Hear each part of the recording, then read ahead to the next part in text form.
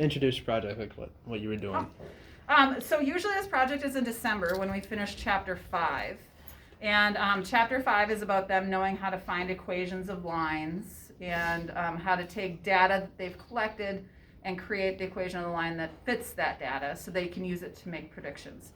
So what they did is they took a Barbie and they had to like put a rubber band off the end and drop him and see how far he went. And then they added another rubber band and added another rubber band so they could collect data of how far he falls. And so then today, and they found an equation of that data.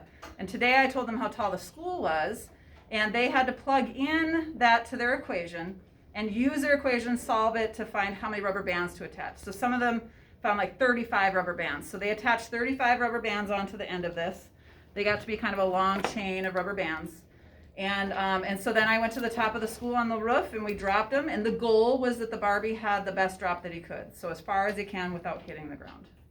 This is M&M. Really? Actually.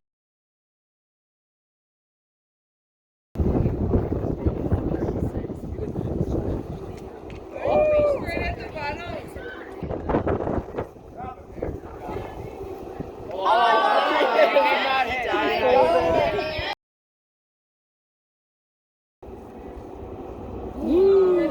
Beat rice. How is she? How is she? For the verticals. That fit.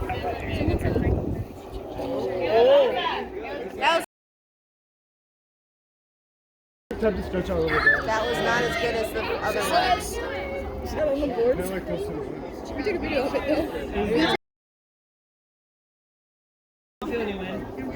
Wind? Oh! Oh, that was bad. That was camera so good. that was bad. I think it's so big.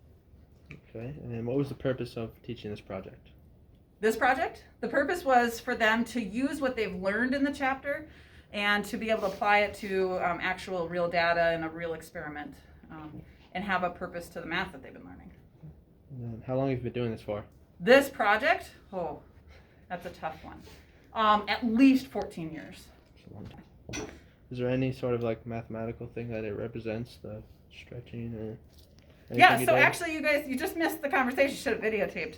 So they're gonna answer, okay you guys? So in our equation, we found a slope and we found a y-intercept.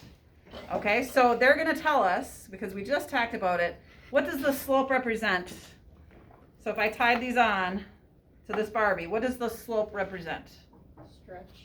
The stretch of the rubber band. Jennifer Wang to the office, please. Jennifer to the office. Always. Rich Hendrickson, 100, please. Rich, 100.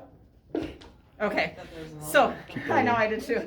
Okay, so this represents the slopes represents the stretch of the rubber band, which is different for everyone because their Barbies were different weights. So this guy is much heavier than this one.